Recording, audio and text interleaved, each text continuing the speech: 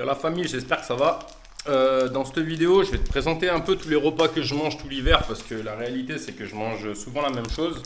Je vais te donner 2-3 explications comment je fais, même si les recettes elles sont déjà sur ma chaîne.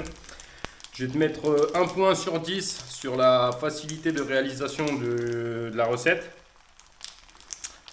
1 point sur 10 sur le goût, sachant que 10 c'est la meilleure note. Et aussi 1 point sur 10 sur lipides, protéines, glucides et micronutriments pour la qualité de ce que tu manges. Pas de panique, je viens de me réveiller, j'ai une tête de cul. Donc ça, ravioles à la poêle. Niveau du goût, bah c'est une de mes recettes préférées, donc je dirais 8 sur 10. Hein. Facilité de réalisation, pareil, 8 sur 10. Tu as juste à mettre un petit filet d'huile d'olive. Tu décolles tes ravioles, tu les fous dans la poêle. Après, tu allumes, tu mets à feu doux. Une fois que tu vois que ça commence à buller là comme ça, c'est qu'en général c'est bon, tu peux les retourner. Donc c'est ce que je viens de faire. Tu les retournes. À la suite de ça, tu les mets dans ton assiette et tu te balances 4 œufs si tu es un pauvre ou une belle entrecôte si tu as les moyens. Voilà, pour la première recette, on a donné les notes. Je t'ai donné les petits conseils. De toute façon, c'est pas très compliqué. On passe à la recette suivante. Voilà, ça a grillé. Tranquille. Là, ma poêle, elle est déjà bien huilée, donc on va pas rajouter. Mais sinon, à la fin, j'enlève les ravioles. Je mets un tout petit filet d'huile d'olive si je vois que c'est pas assez gras. Et puis voilà. Et puis j'envoie mes œufs. T'en mets la quantité que tu veux, mais si t'es du genre gros muscu ou sportif, etc., t'en mets 4. Tu peux même aller jusqu'à 5, on va dire. Sinon, si t'es une meuf un peu léger, peut-être 50 kg, t'en mets 3. Ah, le petit conseil magnifique, essaye de garder le jaune. J'ai fait n'importe quoi, forcément. Voilà. Tu gardes le jaune, comme ça tu l'étales sur les ravioles. Ça c'est pas mal.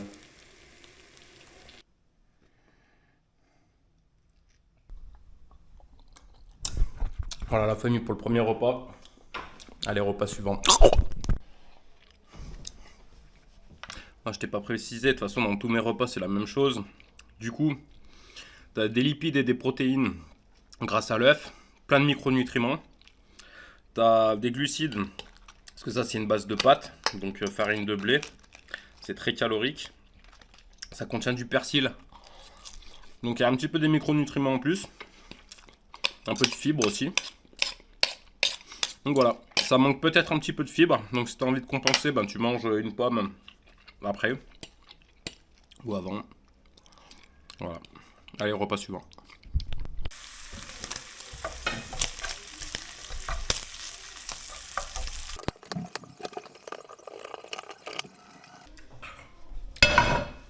Voilà les gars. Repas. Un autre repas que je fais très régulièrement, c'est ça. Donc c'est où je mets un coup de mandoline sur une pomme de terre. Je la fais griller et ensuite j'envoie des œufs. Ou alors je prends du jambon. Donc là c'est ce que j'ai fait. Ça fait full protéine. Niveau facilité du repas à créer, 10 sur 10, il n'y a rien à faire. Tu mets un petit peu d'huile d'olive, tu mets ton jambon. En plus, il n'y a pas besoin d'attendre comme avec les pommes de terre. Après, tu balances tes œufs. Donc, si tes œufs, tu les bats dans un bol à l'avant, ça te fait une omelette. Si tu les fais comme je viens de faire, bah, ça fait des œufs brouillés. Ou sinon, tu les poses juste comme ça te fait des œufs au plat. Bref, niveau simplicité, 10 sur 10. Niveau goût, allez, 6 on va dire. C'est pas non plus comme les ravioles que je t'ai présenté juste avant. Ce que je vais faire, c'est que je vais y manger avec... là, il n'y a que full protéines et du gras. Donc, je vais manger avec des petites cracottes. Ce qui fait que ça va augmenter la dose un peu de glucides. On va y aller doucement sur les cracottes parce que c'est de la farine de blé, donc c'est pas bon, c'est pas le top. Avec ça, on va s'accompagner un petit jus de citron. Vu que le repas d'avant c'était des ravioles et que ça manquait de fibres, on va manger un petit peu de la fibre. Donc bien sûr, jus de citron, je vais rajouter un peu de sucre, je vais mettre de l'eau avec, là il n'y a que du citron pur. Mais tu gardes la pulpe parce que c'est là-dedans qu'il y a les fibres. Donc voilà. Puis la pomme, je la garderai pour plus tard. Je vais me faire un petit encas là. J'ai deux, trois petites pommes. Enfin bref. Pense à manger des fruits ou des légumes quand même parce que ça contient beaucoup de vitamines et surtout des fibres. Allez, repas suivant. Soldat. Bon les gars, le repas suivant c'est un truc de malade. C'est presque le truc que j'ai mangé le plus de tout l'hiver. Juste, je voulais te dire, je peux rajouter un petit peu de comté. Enfin ça c'est du Beaufort d'ailleurs. Beaufort d'hiver. Donc un peu plus fort, vu que les bêtes elles mangent pas de l'herbe et elles mangent du foin. Ça fait un goût plus fort. Voilà, je vais manger ça avec des petites cracottes. Donc moi j'aime bien les pelletiers ou les Crisp Rolls. Voilà, tu peux manger avec du pain.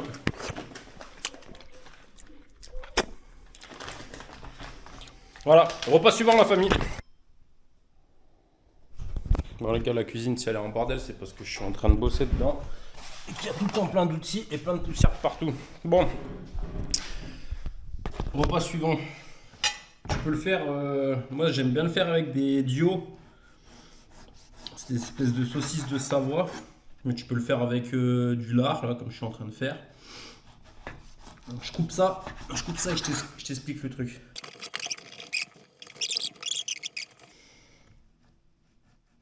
Voilà le truc, il y a beaucoup trop de lard en fait. Donc j'ai deux solutions. C'est où je fais tout cuire maintenant, j'en mets une partie dans un bol. Ce qui fait que j'aurai un bol en plus à laver. Ou alors j'en coupe une moitié, tu vois. Je me la fais cuire. Je me fais cuire l'autre partie le lendemain. Ce qui fait que je laverai deux fois la poêle. Je vais pas te cacher, de toute façon la cuisine, si tu as envie de t'y mettre, tu vas forcément devoir faire de la vaisselle à un moment ou à un autre. Nettoyer ton plan de travail aussi, c'est pas mal. Donc ça... je le prends, je le fais griller.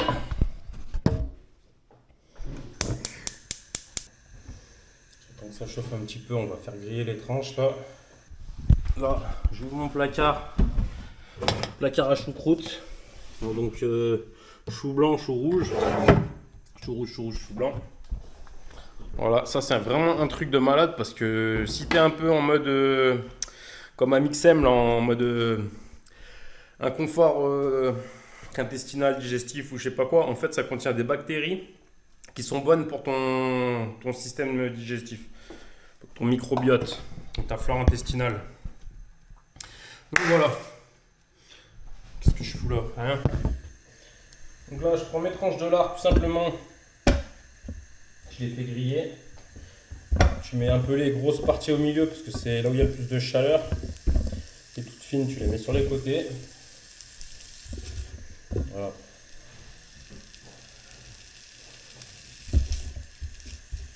Ça va griller un petit peu de chaque côté. Je vais baisser le feu là, histoire que ça ne brûle pas non plus.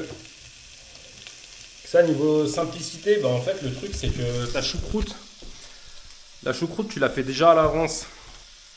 En fait, tu as juste à prendre un chou pour 1 kg de chou. Tu prends un chou, tu le mixes. Ensuite, pour 1 kg de cette mixture, tu rajoutes 25 g de sel. Ce qui veut dire que ça fait 2,5 g pour 100 g. Enfin, on s'en fout. Pour 1 kg de... En général, les choux, ils font 1 kg, 1 kg 2. Donc, tu mets 25 g de sel. Tu broies ça un petit peu dans un saladier. Ensuite, tu mets en bocaux. Et le truc, c'est que avant de commencer ta mixture, tu prends une ou deux feuilles de chou que tu enlèves à l'avance. Ensuite, tu remplis ton bocal. Tu viens mettre ta feuille de chou qui n'est pas mixée au-dessus. Tu tasses bien. Ça va faire du liquide. Enfin, je t'ai déjà fait une recette sur la choucroute. Voilà, je te conseille vraiment de le faire. Ça le fait fermenter et du coup, tu as les bonnes bactéries. Ensuite, une fois que ça c'est fait, c'est la partie... et puis, tu peux la conserver pendant 6 mois, 1 an dans des bocaux comme je fais. Quand tu as un petit grignotage, tu manges ça. L'avantage aussi de la choucroute, c'est que ça contient, comme je viens de te le dire, beaucoup de sel, ce qui veut dire qu'au niveau des électrolytes et au niveau de... Enfin, il faut manger du sel et tout ce que tu transpires, on a besoin de sel, on a besoin de micronutriments qui sont compris dans le sel, donc voilà. Tu prends pas du sel raffiné, tu prends du sel paraffiner. Voilà. Allez, après, une fois que tu as fait ça, ta choucroute elle est en place, bah, tu prends des duos, tu te les fais griller dans ta poêle. Et le truc, je vais te le montrer quand le lard il sera grillé. Du coup, niveau difficulté de réalisation, bah, c'est franchement 8 sur 10. Hein. Ta choucroute, partant du principe que tu l'as déjà faite à l'avance, parce que quand tu te fais 1 kg de choux, d'ailleurs tu peux en faire directement, tu t'achètes 2 choux, au moins tu es tranquille pour un moment. Partant du principe que ça c'est déjà fait, et ben t'as pas grand chose à faire en fait, t'as juste à mettre du lard ou des duos dans une poêle, tu les fais griller. En fait ta choucroute, la partie avec le chou là-bas, tu peux pas la faire chauffer. Parce que si tu la fais chauffer, bah, tu vas perdre les bactéries bénéfiques en fait. Donc là ma technique va être la suivante. Voilà. Tu coupes le feu.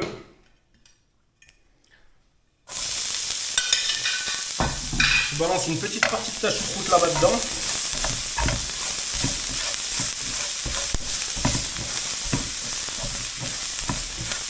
Et voilà.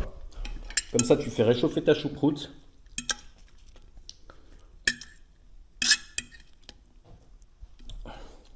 Étant donné que la chaleur, elle monte, ben, elle va monter dans la choucroute. Donc ça me fait réchauffer le truc. En même temps, je viens de laver ma poêle, à peu près. Donc c'est plutôt pas mal. Voilà, ça c'était la petite technique. Après, ce que je fais avec les duos, c'est qu'elles sont tellement grosses qu'elles emmagasinent vraiment beaucoup de chaleur. Du coup, tout simplement, ben, je balance mes duos dans la poêle, je mets la choucroute par-dessus. Voilà. Niveau difficulté de réalisation, on va mettre 8, 7, 8. Enfin, c'est très, très facile à faire.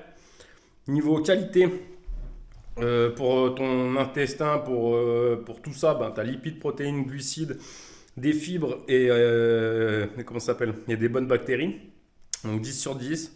Niveau goût, 9 sur 10. Allez, repas suivant la famille. Et tu mets un petit peu de poivre aussi. Ça fera pas de mal. Évite de rajouter du sel vu qu'il y a déjà 25 grammes de sel dedans. Voilà. Allez, des bisous. Alors là, le dernier repas, je pense que niveau de la réalisation, ça va être le plus simple. J'ai pris une courge, je l'ai coupée en deux. J'ai coupé un peu les parties qui étaient pourries parce qu'elles étaient toutes pourries. J'ai enlevé les graines. Les graines, je les ai mises dans un petit bocal là, comme ça, parce que je vais les planter en extérieur. On verra bien ce qui prend, ce qui prend pas. Voilà. Après, en fait, c'est le repas le plus simple. Tu as lipides, protéines, glucides. Ben, ça, c'est les glucides, quoi. Facilité de réalisation et goût. Franchement, je mets 9 de partout. Je mets 10 de partout même. Qu'est-ce que je raconte? Pourquoi? Non, je mets 9 de partout. Je mets 9 de partout, puis je reviens sur ma note avec les ravioles là. Ce par quoi la vidéo a commencé. Parce que franchement, 8 c'est pas assez. C'est, moi je dirais 8,5. Si tu le fais avec des œufs, par contre si tu fais avec l'entrecôte, c'est 9 quoi. 9. Et si tu mets du comté sur tes ravioles, que tu n'oublies pas la petite technique. Ah non, même pas, tu sais quoi, si tu veux mettre un 10, mon repas parfait, tu fais entrecôte avec les œufs et tu te gardes un petit jaune d'œuf pour mettre sur les ravioles et tu mets du comté sur les ravioles. Tu n'oublies pas le poivre et ça c'est 10 sur 10. Entrecôte, œuf au plat.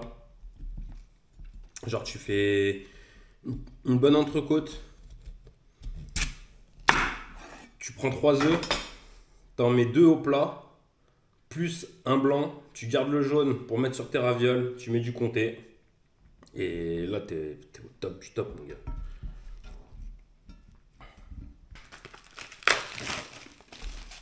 Seul truc que tu as à faire pour ce dernier repas, couper de la courge. Donc tu prends ta courge, tu la coupes en deux, tu enlèves les graines, tu la coupes en morceaux, tu la mets dans ton plat. Ensuite, tu prends des morceaux de poulet avec la peau, comme ça il y a encore pas mal de gras, ça va venir couler dessus. Voilà. Tu mets ton poulet dessus. Tu mets ça au four.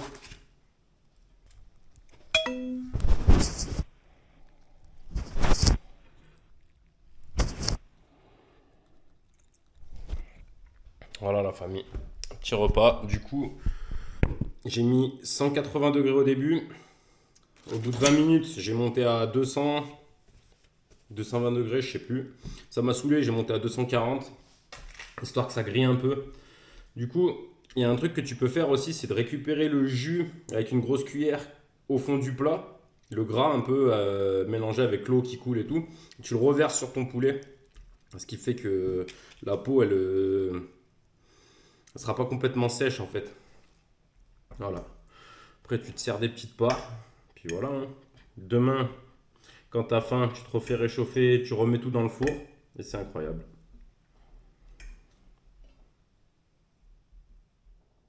Voilà. Bah les gars, des bisous. À la prochaine dans une prochaine vidéo. Reproduisez ces recettes, ça vous fera vraiment du bien. Je te mets un petit plan de coupe magnifique à la fin, là, quand c'est en train de buller. Et comme ça, tu peux aller suivre les recettes qui s'afficheront de partout avec le petit bouton s'abonner, etc. Allez, des bisous la famille, prenez soin de vous.